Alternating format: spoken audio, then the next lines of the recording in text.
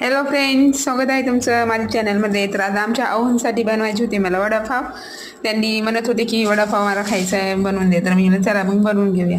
तर मी ते 1 डझन पाव आणले होते आणि तर वडापाव व्हायला वडा तयार करायचं होतं. तर वडा तयार करण्यासाठी घेत होते. तर मग 4-5 आलू उकळून घेतले. आलू उकळून घेतल्याच्या नंतर मग इकडली तयारी चालू होती माझी. चला तर मग आपण बनवायला घेऊया. इथे वडापाव बनवायला चालू होतं.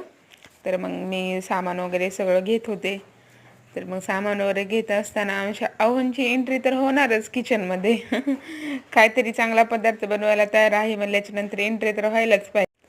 त्यांनी सांगत होते की हे टाक ते टाक. मी हो टाकते, सगळं टाकते, काय नाही एवढं, मस्त करते. मग आम्ही माझं चालू होतं, त्यांचं पण सांगत होते हे करते कर. म्हणलं हो छान छान करते. मला तुम्ही काय टेन्शन घेऊ नका, जाऊन बसा, मस्त तुम्हाला आणून बनवून देते म्हणलं.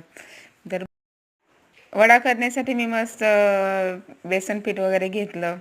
त्याच्यामध्ये मीठ, हळद, थोडंसं ओवा पण टाकून घेतला, सोडा टाकला आणि मग मी बनवत होते. वडा तयार करण्यासाठी आलू तर काही उकडून घेतलेले होते मी. त्याच्यामध्ये पाणी टाकून मग व्यवस्थित करून घेत होते. तर छान असं फेटून घेतलं. फेटून घेतल्याच्या नंतर मी भाजी तर काय करायची होती मला. तर बघू शकता तुम्ही. तर मी अशा पद्धतीने करत होते.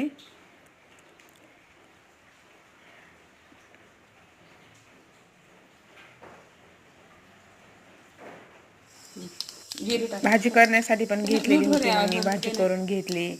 भाजी करून घेतल्याच्या नंतर मग मी त्याचे वडे तयार केले आणि नंतर मग मी तळायला घेतले. तर हे बघू शकता मी तळत होते. तर लाईटच नव्हती, त्याच्यामुळे मग मी बॅटरी लावून करत होते. खेडेगावामध्ये कसं हाच प्रॉब्लेम असतो लाईटीचा. तर मग मी बॅटरी वगैरे तर लावली होती, चार्जिंगचा तर बल्ब होता पण दुसऱ्या रूममध्ये होता. मग त्यामुळे मग मी इथं बॅटरी वगैरे लावली आणि तळून घेत होते. तर आमच्या आहोनीच कॅमेरा मला म्हणजे त्यांनीच कॅमेरा धरलेला होता. मग त्यांनी शूट वगैरे करत होते. ते हे बघू शकता, खिचडी केली होती, वडापाव केले होते. तर कसं वाटला आजचा व्हिडिओ माझा, नक्की कमेंटमध्ये सांगा. चला तर तोपर्यंत बाय बाय.